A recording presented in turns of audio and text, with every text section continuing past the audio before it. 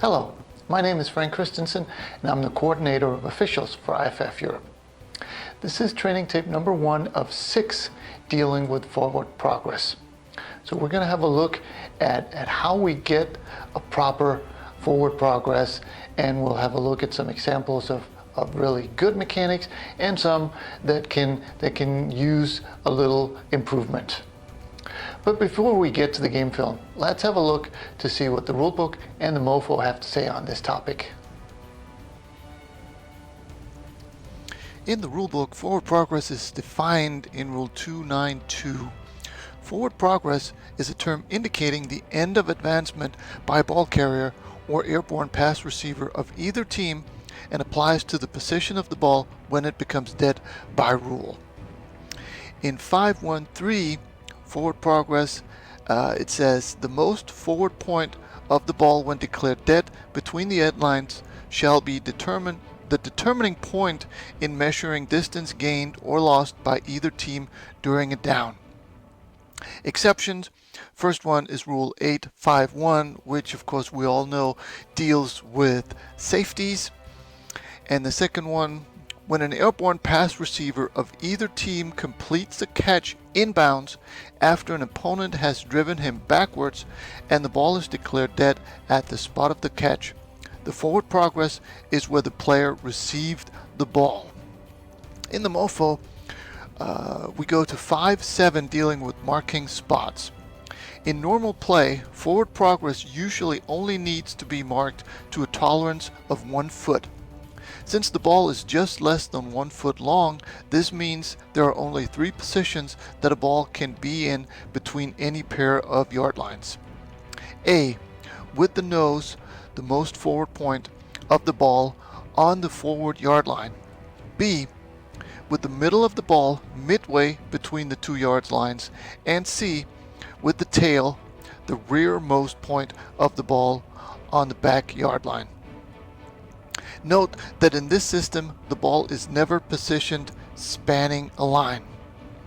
And finally, officials need only mark forward progress to the nearest one of these points, except A. when the line to gain or goal line is concerned, in which case more accuracy is necessary, and B. after change of possession, a start of a new series, in which case the dead ball spot should always be marked with the nose of the ball on the nearest yard mark. And the when in doubt principles number 17 says, if the ball carrier is being held by only one player, the ball is still alive. If held by 2 or more, forward progress is stopped. Now, let's have a look at some game film.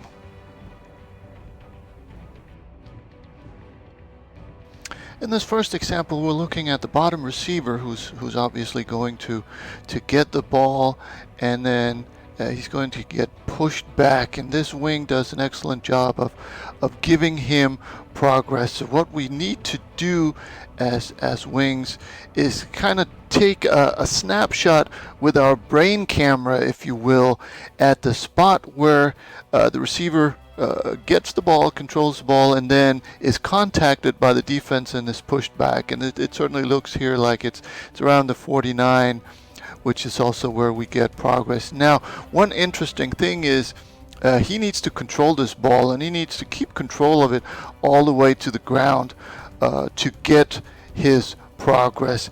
If he bobbles the ball, if it's loose right here, he doesn't get progress until he regains possession, and this is a situation where we might need help from the umpire. He is probably the only one who would have a good angle to see if the ball is loose. The wing certainly wouldn't be able to see it, the deep wing neither, or the back judge. So the umpire would be the only one who could come in and say he bobbled the ball, we're going to go with the 50 or maybe even the 49.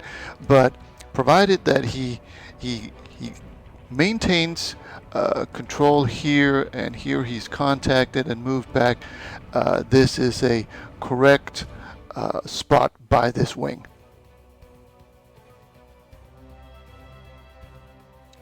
Similar situation here where the receiver catches the ball here at the bottom of the screen, and then he's contacted and driven back. Now, again, what we want to do is kind of make a snapshot, not when the receiver gets the ball, which is around here, but rather when he's contacted, which is around here.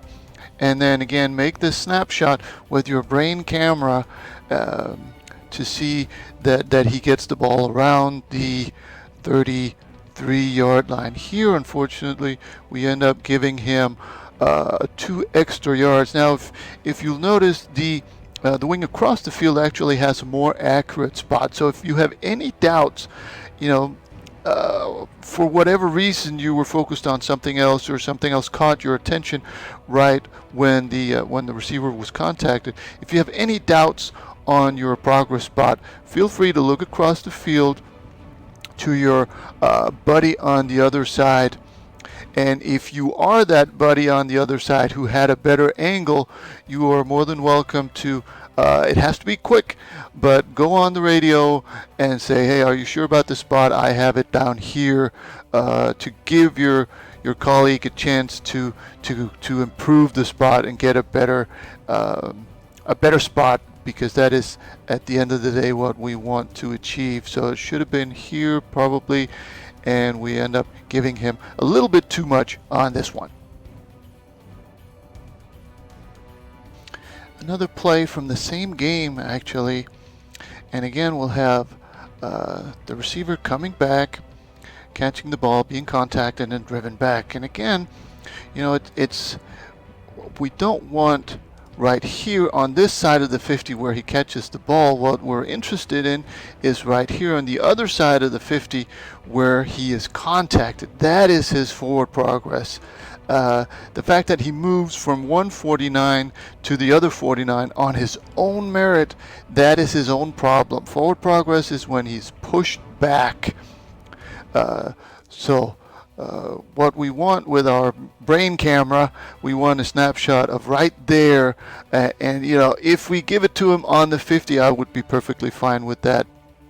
Here we end up shorting him at least a yard, maybe even 2, to kind of give him progress where he lands, where he should have had the forward progress where he was contacted and driven back. And again, you'll notice that the wing on the other side actually has a better spot. So if you have any doubts, work together as a pair of wings to get these progress spots right. On this play, we have a little twist to it. We still have a receiver coming back to the wall, getting pushed back, but then he almost breaks free. So some of the aspects are still the same. He controls the ball here. This is not what we want with our brain camera. This is right here where the contact is made. This is what we want. So probably the +1 on the big yard line.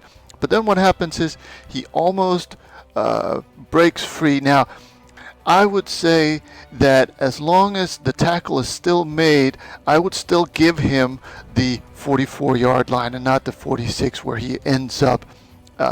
Had he broken free, if number 3 had broken free from B2 here, and then he's tackled anywhere, that would be his new progress spot. But since, even though he tries to reach, even because this is still the initial tackle, I would still give him progress up to the +1 here.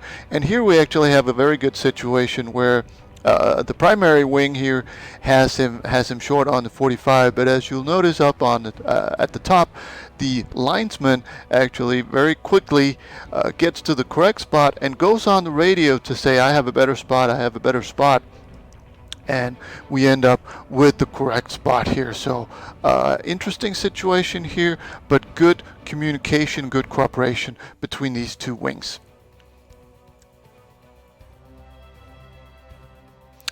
In this example, a lot of the aspects are the same, but the line of scrimmage official here at the bottom has a nice little touch to his movement where he keeps facing the field. He sidesteps keeping his focus on the field, allowing him to look at these players as he's coming in. Now we still have the catch here, or the control, and then the contact there, and then we end up, it's a pretty good spot. It's a very good spot, actually. One thing that I might say is this signal here to the chain. Just make sure that you don't confuse the chain where the entire chain moves and not only the box. If you want to avoid that, you can just show him what down it's going to be, and that can be the signal for the box to move. But as long as you agree with the chain crew before the game how you're going to do that, you're fine. But again, very good spot by this wing, and very good movement with the side steps to keep your focus on the field so that you can monitor players and dead ball action. This last example will end up as a run and not a receiver being forced backwards. So it's a little different, but you'll notice here that we end up giving progress at the 50, and that's just a little bit too generous. So let's have a look to see how we can improve this. As a wing, I would encourage you to watch these plays over and over and over again, so that you can recognize what happens here. His knee is down, probably at the 48, and in any case, whenever a runner goes face first or lands on his belly, chances are that, like there, he lands on his belly, chances are the knee hits before his belly hits. So if you see he's down at the, let's say, the 49, like this, chances are that the ball was a yard back when the knee hit. Now he also slides an extra yard, and we certainly shouldn't give him the slide. But if your brain camera gives you your snapshot at the 49 and you see him on his belly, I would be fine with you just subtracting 1 yard, because when he lands on his belly, his knee was down prior to that. And sure enough, if we look at this and we try to freeze it right there, this is probably where he's down, and this is where we end up giving it. So the more times you watch something like that, the better you will get at it. And if you look at his landing on his belly, that would be your indicator that you can subtract a little bit on this progress, so that we are more accurate. And that was this training tape. I hope you found something you can use on the field.